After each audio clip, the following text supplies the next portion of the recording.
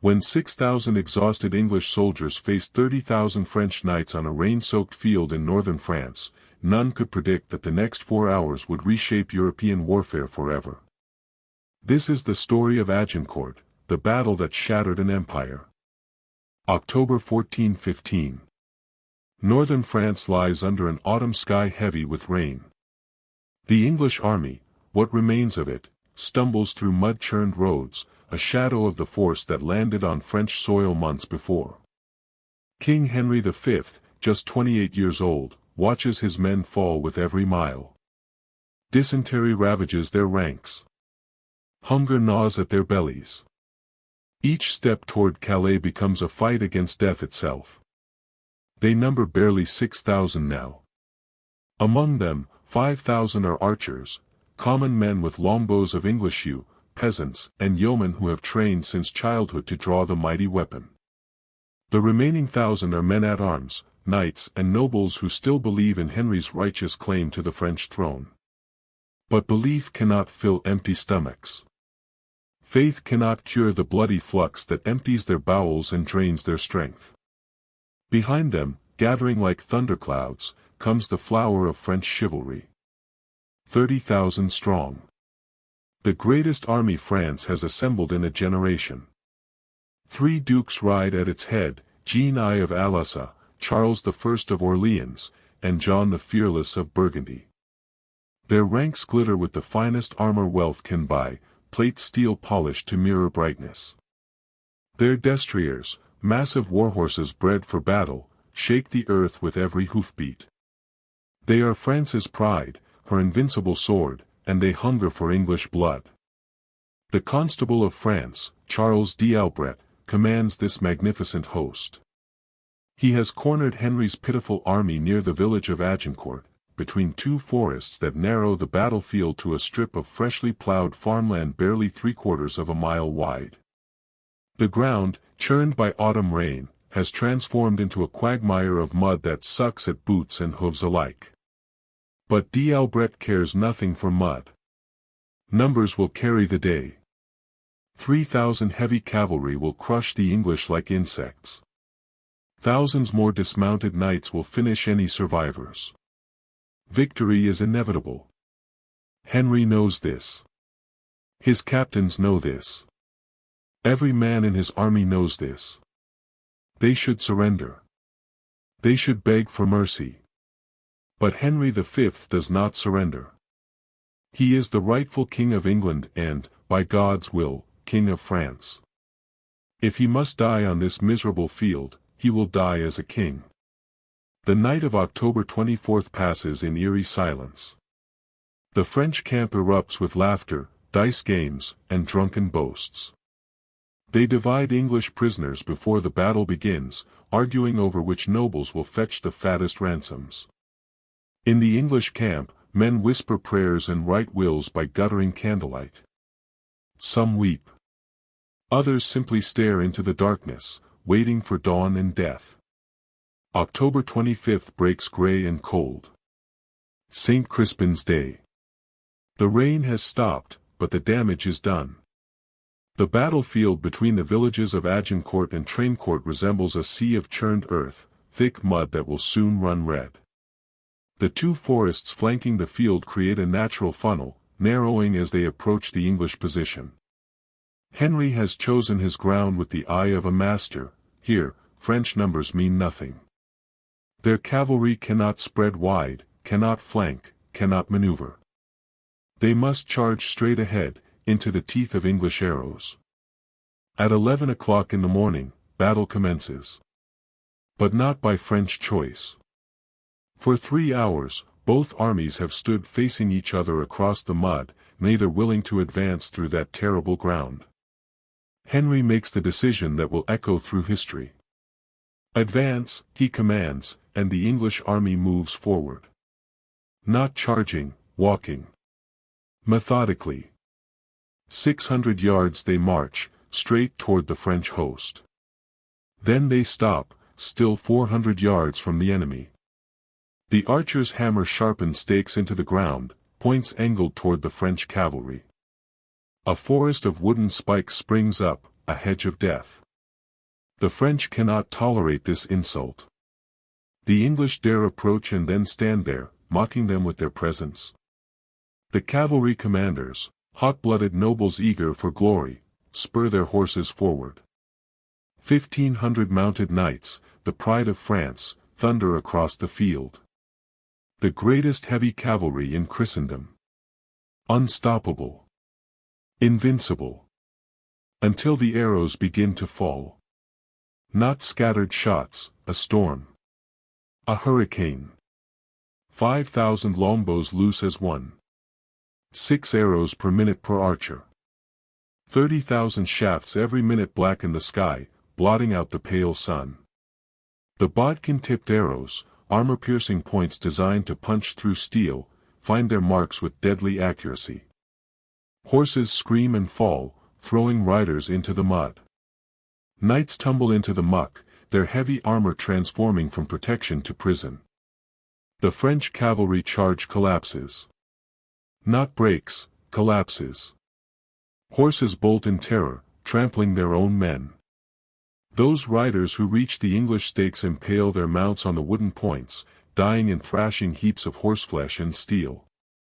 The survivors will and flee, galloping back toward their own lines, directly into the path of the French dismounted knights advancing behind them. 8,000 men-at-arms, marching in full-plate armor through knee-deep mud, meet their own panicked cavalry in a catastrophic collision. The second phase of the battle becomes a nightmare in slow motion. The French men-at-arms struggle forward through the quagmire, sinking with every step. Their armor, magnificent, expensive, weighing 60 pounds or more, becomes an anchor dragging them down. They advance at a crawl, exhausted before they even reach the English lines. And still the arrows fall. Not enough to penetrate the finest plate, perhaps, but enough to wound horses, strike unarmored squires, and pierce the joints where steel plates meet. Enough to create terror and chaos. The French mass into a compressed mob, shoulder to shoulder, unable to swing their weapons, unable to see, unable to breathe in the crush. Those in front try to retreat but cannot, thousands push behind them, trampling the fallen into the mud. When the French vanguard finally crashes into the English line, Henry's men-at-arms meet them with hammers, axes, and swords. The English archers drop their bows and seize mallets, daggers, and whatever weapons they can find. They fall upon the exhausted French knights like wolves on wounded prey. A knight in full armor, standing in firm ground, is nearly invincible. A knight in full armor, exhausted from struggling through mud, gasping for breath, half-blind from sweat and blood in his eyes, he is helpless. The English hack at knee joints, smash visor slits, drive daggers through armor gaps. The nimble archers dance around their lumbering opponents, slashing tendons, crushing helms. French nobles, men who have trained for war since boyhood, who command vast estates and thousands of soldiers, die in the mud, killed by peasants with wooden mallets. The greatest army in France drowns in 3 feet of churned earth. The slaughter continues for 3 brutal hours. The French throw wave after wave into the meat grinder, and wave after wave collapses. Bodies pile so high that men climb mounds of corpses to reach the English lines, only to slip and fall, suffocating under the weight of their dead comrades. The mud runs red, then black, churned into a hellish soup of blood, earth, and human waste. Charles d'Albret, the Constable of France, dies in the press.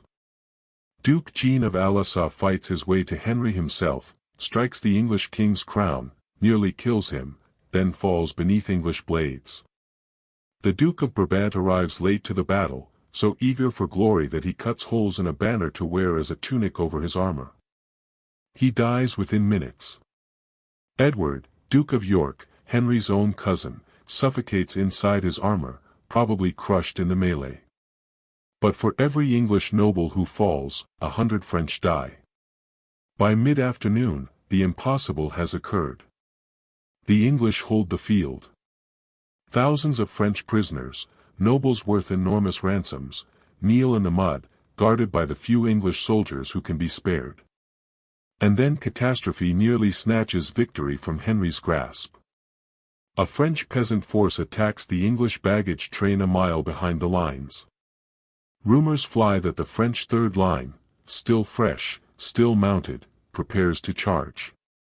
Henry faces a nightmare, enemy cavalry attacking his rear while thousands of French prisoners, armed and armored, wait for rescue in his midst. The king makes the most controversial decision of his life: kill the prisoners. The order shocks his nobles. Killing prisoners violates every code of chivalry, destroys potential ransoms worth king's fortunes. But Henry will not risk his army. English soldiers fall upon the captive French knights and butcher them where they kneel. Hundreds die before word arrives that the French force to the rear has fled, that the threat has passed. The killing stops, but the stain on Henry's honor remains. Yet nothing can diminish what the English army has achieved this day. 6,000 exhausted, diseased, starving soldiers have destroyed the finest army in Europe. The field lies carpeted with French dead, 6,000 at minimum, perhaps as many as 10,000. 3 dukes dead. 5 counts. An archbishop. The Constable of France. The master of the royal household.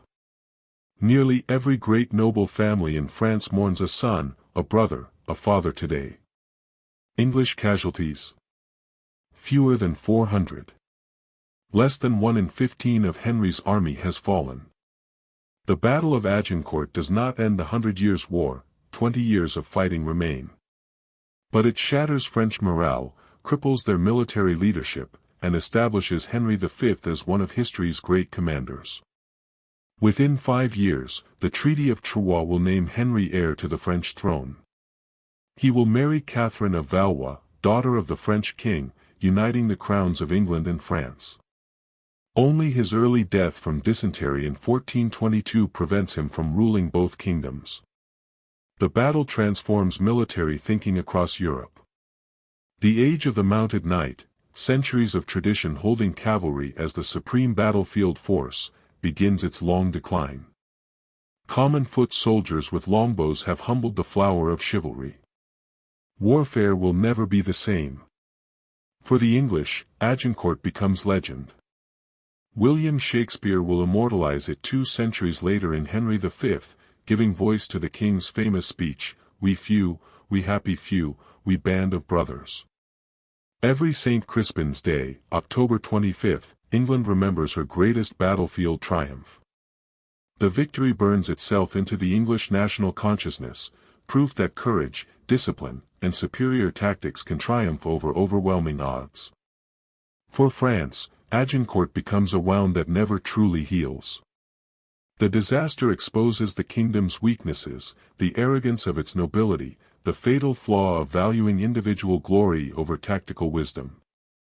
The French learn, painfully and slowly, but they learn.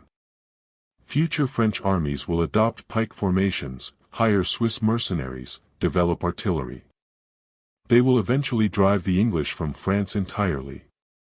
But they will never forget the terrible lesson learned in the mud near a small village called Agincourt. The battlefield itself remains, peaceful farmland in northern France. Visitors stand on the gentle slope where Henry positioned his army and look across the field toward the French position. It seems impossible that so much slaughter occurred in so small a space, that an empire's pride died in a strip of plowed ground barely 3/4 of a mile wide. But the earth remembers. Farmers still occasionally plow up arrowheads, armor fragments, bones. The mud of Agincourt holds its secrets, and its dead. On that October day in 1415, English arrows and French arrogance combined to create one of history's most decisive battles.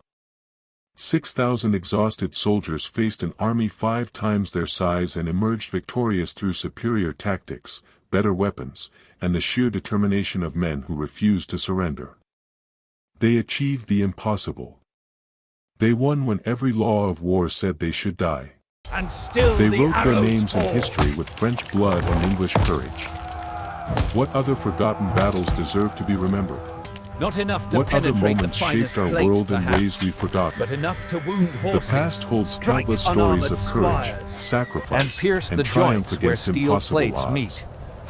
Agincourt reminds us that sometimes, against all logic and expectation, Enough the few to can create defeat the many. terror and chaos. That righteousness of cause, or at least belief in righteousness, can move mountains. The French mass into a That compressed mud and mob, rain matter as shoulder much to as shoulder, armor and horses. unable to swing their weapons. That history belongs not just to kings and nobles, but to the see, common archer with his unable to bow, breathe the peasant with his in the mallet, crush. the exhausted soldier who refuses to yield.